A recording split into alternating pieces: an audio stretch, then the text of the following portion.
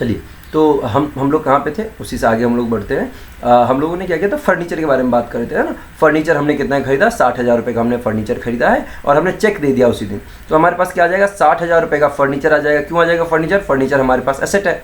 और जैसे ही आपने एसेट खरीदा तो ऑब्वियस है आपने उसको चेक में पेमेंट किया है, तो 60,000 रुपये आपके बैंक अकाउंट से माइनस हो जाएंगे। अब बताओ इसका इफेक्ट क्या होगा।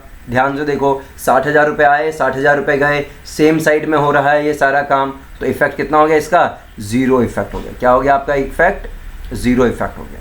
अब आप क्या करेंगे, आपके पास एक इक्वेशन ये है जो आपने न्यू इक्वेशन के नाम से जाना है, दूसरा इक्वेशन आपने ये लिखा है। अब आपके पास दो इक्वेशन हो गए। अब आप क्या करेंगे, अब आप करेंगे फिर यहाँ पे एक लाइन ड्रॉ करेंगे और फिर आप यहाँ पे क्या लिखेंगे, न्यू इक्वेशन। क्या लिखेंगे आप, न्यू इक्वेशन लिखेंगे, ठीक है। अब न्यू इक्वेशन में क्या आ जाएगा, इन दोनों को। अब देखो जहाँ पे कुछ नहीं है ना, आपको ध्यान रखना है, वहाँ पे आपको प्लस माइनस करने की जरूरत नहीं है। 20,000 हमारे पास कैश में पहले से ही था, फिर 4,80,000 में से आपने 60,000 रुपीज़ किसको दे दिया, फर्नीचर के लिए दे दिया, तो कितना बच गया आपके पास, 4,20,000। फिर आपके पास और क्या है, फर्नीचर आ गया 60,000। अभी तक देखो आपके RHS में अभी तक कोई इम्पैक्ट नहीं आया है कैपिटल और लाइबिलिटी में, वो 5 लाख रुपए था।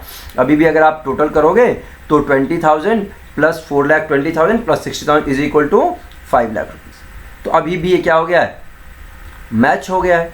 अब मैच हो गया है तो आगे बढ़ते हैं, आगे के ट्रांजेक्शन को देखते हैं। आपको एक चीज़ हमेशा याद रखना है, हर एक ट्रांजेक्शन का इक्वल इम्पैक्ट होना चाहिए, बराबर इम्पैक्ट होना चाहिए, चाहे आप कहीं पर भी चले जाओ, ठीक है। नंबर 4, चौथे पॉइंट को देखो, आपने क्या किया, प्लांट एंड मशीनरी खरीदा बिजनेस के लिए। किससे खरीदा है, मेसर्स रामजी लाल से खरीदा है। इसका मतलब क्या है, इसका मतलब यही है कि जब आप मेसर्स रामजी लाल से जब आप ये खरीद रहे हो तो हम इसे क्या बोलेंगे कि भाई हमने उससे क्रेडिट पे खरीदा है, क्योंकि कैश तो गिवन नहीं है, सिर्फ नाम गिवन है, तो हम इसे क्या बोलेंगे, ऑन क्रेडिट। ये सिर्फ समझने के लिए आपको याद रखना है, किसके लिए हम कर रहे हैं, क्रेडिट के लिए कर रहे हैं, ठीक है। ये चीज़ आपको ध्यान रखना है, ठीक, ये ध्यान रखना बहुत ज़रूरी है, बहुत इंपॉर्टेंट है ये आपके लिए, ठीक है। चलिए यहाँ पे मैंने इसको साइड कर दिया सो दैट कि आपको थोड़ा सा विजिबिलिटी ज़्यादा अच्छे से दिखे। तो आपने क्या किया, 1,25,000 रुपये का खरीदा है फर्नीचर नहीं, क्या खरीदा है, मशीनरी खरीदा है। तो मशीनरी भी क्या हो जाएगा हमारे लिए, एसेट है। तो देखो मैंने यहाँ पे मशीनरी के लिए भी यहाँ पे एक कॉलम बना दिया। और मशीनरी कितना खरीदा है, 1,25,000 रुपये का मशीनरी खरीदा है। ध्यान से देख लो कितने का मशीनरी खरीदा है मैंने, 1,25,000 रुपये का मैंने मशीनरी खरीदा है। तो क्या किया मैंने यहाँ पे 1,25,000 रुपये ऐड कर दिया। एट द सेम टाइम हमारा एसेट तो बढ़ गया 1,25,000 रुपये से, लेकिन हमने उधार में ख़रीदा है। हमारी जो लाइबिलिटीज़ थी वो लाइबिलिटीज़ भी 1,25,000 रुपये से बढ़ जाएगा। कितने से हमारी लाइबिलिटी बढ़ जाएगी, 1,25,000 से। अब ये देखो दोनों इक्वेशन, 1,25,000 का हमारे पास सामान आया तो कैश तो गया नहीं, तो एक हमारी लाइबिलिटी बढ़ गई। अब दोनों आपका जो दोनों साइड है वो क्या हो गया, सेम अमाउंट से इंक्रीज़ हो गए, सेम अमाउंट से क्या हो गया, इंक्रीज़ हो गया। तो अब आपको क्या करना है, ध्यान से, अब दो इक्वेशन हो गया, this is your new equation. ये आपके लिए क्या था, एक नया इक्वेशन था ना, this was your new equation. फिर आपके पास एक आपका नॉर्मल इक्वेशन है। अब जब दोनों को ऐड करोगे तो आपके पास क्या हो जाएगा, एक और न्यू इक्वेशन आ जाएगा। क्या आ जाएगा आपके लिए, एक न्यू इक्वेशन आ जाएगा।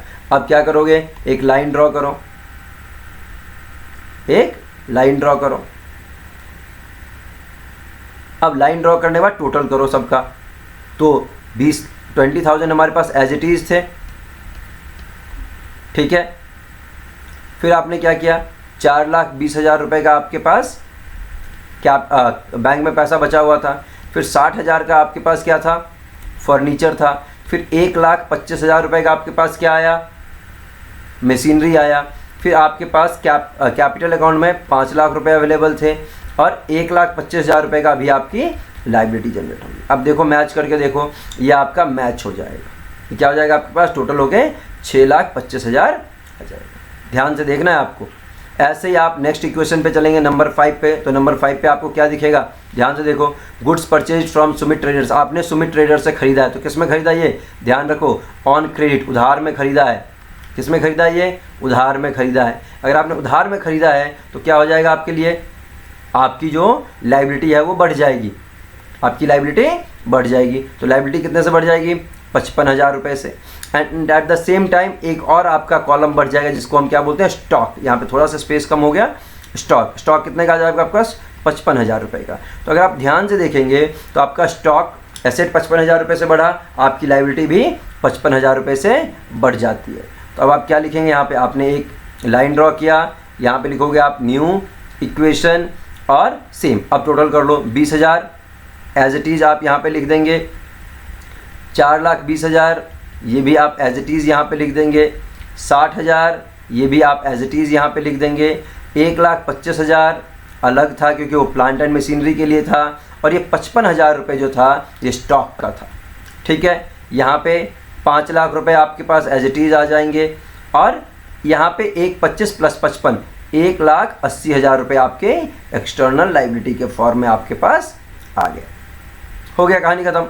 इसके बाद आपने न्यू इक्वेशन लिख लिया। न्यू इक्वेशन के बाद आपके पास छठा इक्वेशन दिया हुआ है, आपने गुड्स खरीदे। कितने के गुड्स खरीदे हैं? 25,000 के गुड्स खरीदे, सॉरी बेचे हैं। Goods costing 25,000, sold for 35,000। आपने 25,000 के गुड्स बेचे हैं, कितने में बेचे हैं? 35,000 में बेचे हैं। तो यहाँ पे सामान कितने का जाएगा?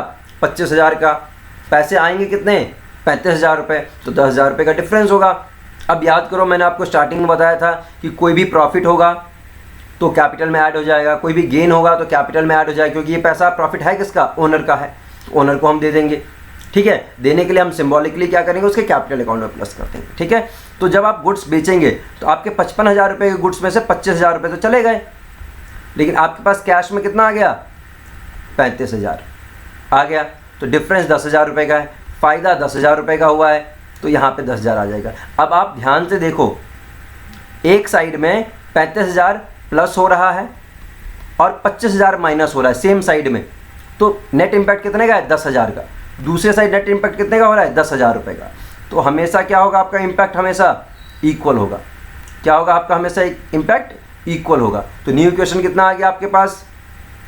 20,000 प्लस 35,000, 55,000 यहाँ पे आ गया, 4,20,000 आपके पास यहाँ पे आ गया, 60,000 आपके पास पहले से ही है, 1,25 भी आपके पास पहले से है, और 55 में से 25 चला गया तो 30,000 आपके पास ये आ गया।